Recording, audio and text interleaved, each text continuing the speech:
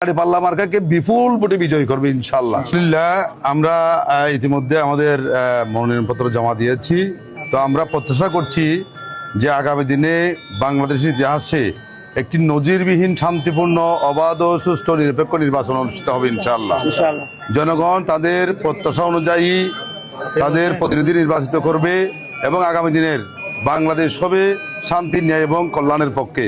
আগামী দিনের বাংলাদেশ হবে দুর্নীতি, সন্ত্রাস, ছাদাবাজ মুক্ত ইনশাআল্লাহ। আগামী দিনে জাতির যে প্রত্যাশা, সে প্রত্যাশা পূরণের জন্য আমরা কাজ করছি ইনশাআল্লাহ। আমরা দাঁড়িপাল্লা মার্কার বিজয় নিয়ে ঘরে ফিরবো। জোট ইতিমধ্যে গঠিত হয়েছে। আমরা 8 দল 10 দল থেকে এখন 12 দল উপনীত হয়েছি ইনশাআল্লাহ। জাতিকে একটি সুন্দরের পথে নিয়ে যাওয়ার জন্য মূলত এই জোট বাংলাদেশের আগামী দিনের মানুষের স্বপ্ন পূরণের জন্য, এই জোট রাষ্ট্র অবকাঠামো গড়ে তোলার জন্যে, আগামী দিনের যে বাংলাদেশ জরাজীর্ণ ভাঙ্গাচোরা যে বাংলাদেশ, সেই বাংলাদেশকে মেরামত করে সুন্দরের পথে কল্যাণের পথে নিয়ে যাওয়ার জন্য এই জোট।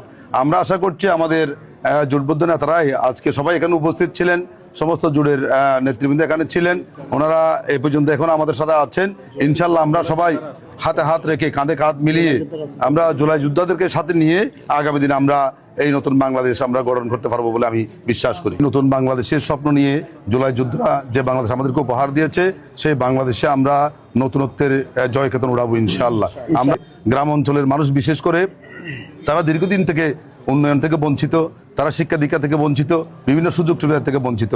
আগামী দিনে এই বঞ্চিত মানুষের অধিকার আদায়ের জন্য আমরা কাজ করছি ইনশাল্লাহ। আমরা স্বতঃস্ফূর্ত জনগণের সমর্থন পাচ্ছি। আগামী দিনে আমরা সেই কাঙ্ক্ষিত মানুষের স্বপ্ন পূরণের জন্য আমরা এগিয়ে যাব।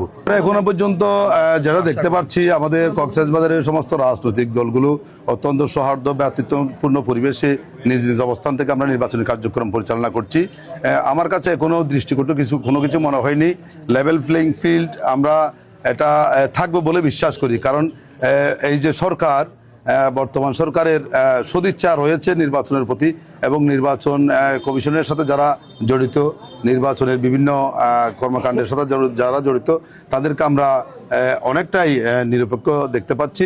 তো আমি আশা করছি যে লেভেল প্লেইং ফিল্ড থাকবে ইনশাল্লাহ, এবং জনগণ তাদের প্রত্যাশা অনুযায়ী এবারে সর্বোচ্চ ভোটাধিকার প্রয়োগ করবে বলে আমার মনে হয়। মানুষের যে একটা আকাঙ্ক্ষা, শুধুমাত্র নির্বাচনটা হওয়ার জন্য মানুষের যে একটা ব্যাকুলতা, দীর্ঘ সময় থেকে মানুষ নির্বাচনে অংশগ্রহণ করতে পারেনি, ভোট দিতে পারেনি। তো এবার মানুষ ইনশাল্লাহ ভোট কেন্দ্রে যাবে, ভোট দেবে এবং ন্যায় ও কল্যাণের পক্ষে ভোট দেবে। দাঁড়িপাল্লা মার্কাকে বিপুল ভোটে বিজয়ী করবে ইনশাল্লাহ।